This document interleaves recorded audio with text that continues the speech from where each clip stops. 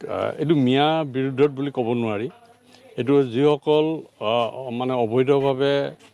বনাঞ্চল মানে দখল কৰি আছে বনাঞ্চল ধ্বংসকাৰীসকলৰ বিৰুদ্ধত চৰকাৰে ব্যৱস্থা গ্ৰহণ কৰিছে ইয়াতে কোনো মিয়া হওক তাতে যদি অসমীয়া মানুহ আছে অসমীয়া মানুহো পৰিছে খিলঞ্জীয়া মানুহ আছে যদি খিলঞ্জীয়া মানুহো ঘৰটো ভাগিছে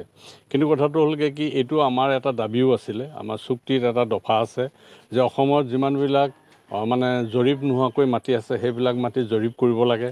আৰু যিবিলাক মানে বনাঞ্চল আছে অবৈধভাৱে দখল কৰি আছে সেইবিলাক বনাঞ্চল মানে মুক্ত কৰিব লাগে এইটো আমাৰ চুক্তিত সন্নিৱিষ্ট আছে আৰু এই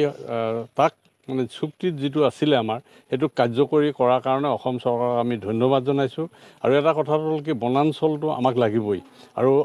আজি দেখক আজি চাওক আপোনালোকে এই বনাঞ্চল নোহোৱাৰ কাৰণে পৰিৱেশ এটা মানে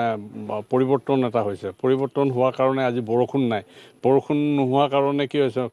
মানে মানুহে খেতিত কৰিব পৰা নাই মাটিবিলাক চিৰাল ফটা দিছে আৰু বনাঞ্চল যদি থাকিলেহেঁতেন তেতিয়াহ'লে অন্ততঃ আমাৰ মানে বৰষুণৰ পৰিমাণটো বাঢ়িলেহেঁতেন গতিকে আমাৰ মানুহে খেতি বাতি কৰিব পাৰিলে যিহেতু জলসিঞ্চনৰ ব্যৱস্থা নাই চৰকাৰক আমি অকল জোখাৰোপ কৰি থাকিলে চৰকাৰে যোগাযোগ ভিডিঅ'টো যদি মানুহলোকে চালে প্লিজ চেনেলটো ছাবস্ক্ৰাইব কৰিবলৈ নাপাহৰিব